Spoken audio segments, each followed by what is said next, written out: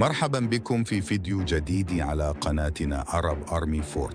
أكدت مصادر عسكرية أجنبية أن سلاح الجو بالقوات المسلحة الملكية سيتوصل قريباً بالمقاتلات الأمريكية المتطورة من نوع F-15EX، وسيشتري المغرب مقاتلات F-15EX من شركة بوينغ الأمريكية، وهي طائرات حديثة متطورة تعتبر من أقوى المقاتلات في العالم، لتحسين قدرات قواته الجوية الضرورية لتعزيز الأمن الوطني والاستجابة للتهديدات المتزايدة. للإشارة، فقد قامت القيادة العليا للقوات المسلحة الملكية المغربية بجولة في مبنى الكابيتول بولاية يوتا مع أعضاء من الحرس الوطني في يوتا يوم 21 يوليو 2023. وتتميز العلاقات بين المملكة المغربية والحرس الوطني في يوتا بشراكة تمتد لأكثر من 20 سنة، تشمل العديد من التدريبات الإنسانية والعسكرية كل عام. وقد تم التوقيع خلال الزيارة المذكورة على صفقات جديدة تشمل مقاتلات F-15EX المتطورة للعمل مع مقاتلات F-16 بلوك 78، خاصة مع اهتمام المسؤولين المغاربة بطائرة مقاتلة ثقيلة ذات محركين. وهذه قدرات وميزات المقاتلة الحربية F-15X. القوة النارية: تتميز مقاتلات F-15EX بقدرات نارية استثنائية تجعلها قادرة على التعامل مع أي تهديد جوي. تأتي هذه الطائرات بأنظمة متطورة للأسلحة تشمل الصواريخ الجو والجو أرض والصواريخ المضادة للسفن والأهداف البرية. تتفوق F-15EX على نسخ ال F-15 السابقة، وهي سترايك إيجل، وهي بحد ذاتها من أخطر المقاتلات في العالم، إلا أن F-15EX تتفوق عليها في السرعة والحمولة ومدى الطيران، كما تتفوق بشكل ساحق على منافساتها الأخرى كالرافال الفرنسية والتايفون الأوروبية وسوخوي 35 الروسية. تتميز F-15EX بسرعة تتجاوز 2600 كيلومتر في الساعة مع حمولة قصوى تصل إلى 22 صاروخ جو أمرم بعيد المدى، وهي حمولة جبارة لن تجدها في أي طائرة مقاتلة أخرى. بالمقارنة مع سوخوي سو 35 تحمل المقاتلة الروسية 11 صاروخ جو فقط في كل طلعة، أي F-15EX وحدة تلعب دور طائرتين من طراز سو 65. هذه القدرات تسمح لل F-15EX بتنفيذ السيادة الجوية بكفاءة عالية والاشتباك مع أهداف متعددة في طلعة جوية واحدة.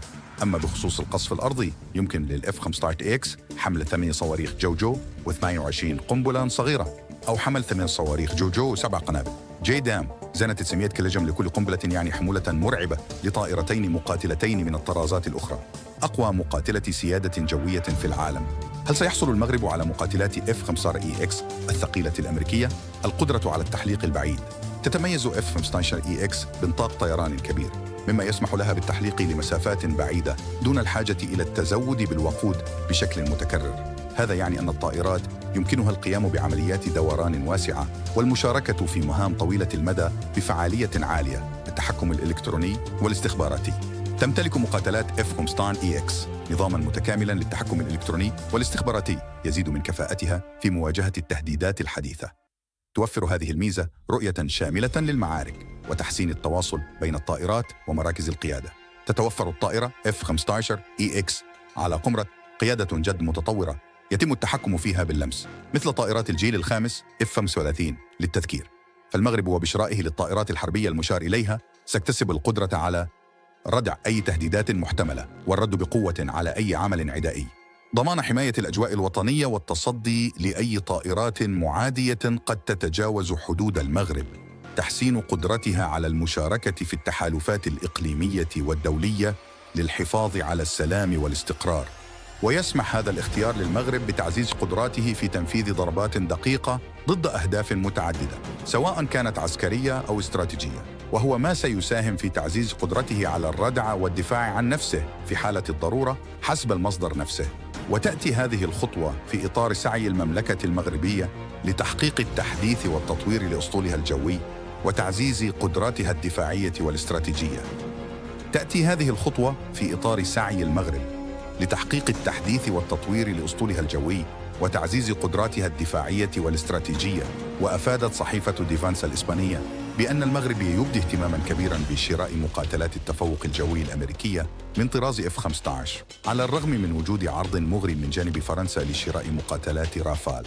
وفي نفس السياق يرى متابعون أن تعزيز الانضمام إلى قائمة دول تستخدم مقاتلات F-15 سيتم تعزيز التعاون العسكري والدبلوماسي بين المغرب والولايات المتحدة، كما أن هذا الاختيار قد يسهم ذلك في تعزيز العلاقات الثنائية وتبادل الخبرات والتدريبات العسكرية، حيث أكدت الصحيفة الإسبانية أن من شأن ذلك تحسين القدرات التكتيكية والاستراتيجية، فمقاتلات F-15 تتمتع بقدرات تكتيكية واستراتيجية متقدمة، مما يمكن المغرب من تنفيذ مهام متعددة المجالات بنجاح، وسيتيح لها ذلك تحقيق التفوق في المناطق الجوية المختلفة والتعامل مع تحديات متنوعة.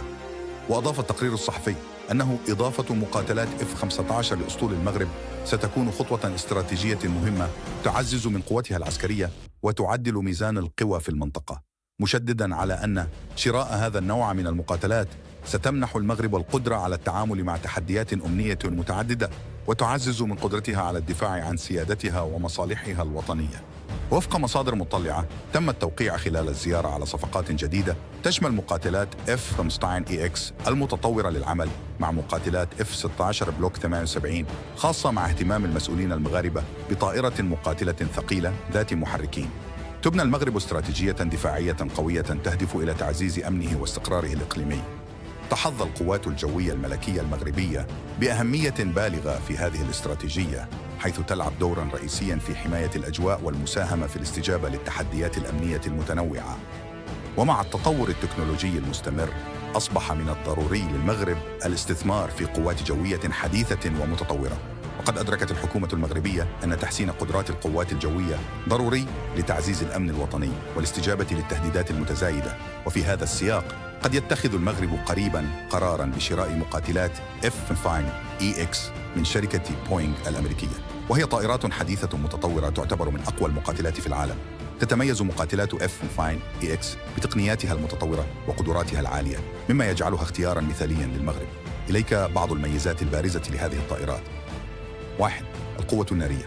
تتميز مقاتلات F-15EX بقدرات نارية استثنائية تجعلها قادرة على التعامل مع أي تهديد جوي.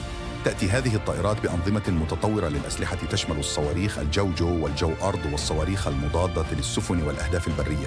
تتفوق F-15EX على نسخ F-15 السابقة وهي سترايك إيجل، وهي بحد ذاتها من أخطر المقاتلات في العالم، إلا أن F-15EX تتفوق عليها في السرعة والحمولة ومدى الطيران، كما تتفوق بشكل ساحق على منافساتها الأخرى كالرافال الفرنسية والتايفون الأوروبية والسوخوي 35 الروسية. تتميز F-15EX بسرعة تتجاوز 2600 كيلومتر في الساعة، مع حمولة قصوى تصل إلى 22 صاروخ جو أمرام بعيد المدى، وهي حمولة جبارة لن تجدها في أي طائرة مقاتلة أخرى. بالمقارنة مع سوخوي سو 35 تحمل المقاتلة الروسية 11 صاروخ جو فقط في كل طلعة، أي F-15EX واحدة تلعب دور طائرتين من طراز سو 35. هذه القدرات تسمح للF-15EX بتنفيذ السيادة الجوية بكفاءة عالية والاشتباك مع أهداف متعددة في طلعة جوية واحدة.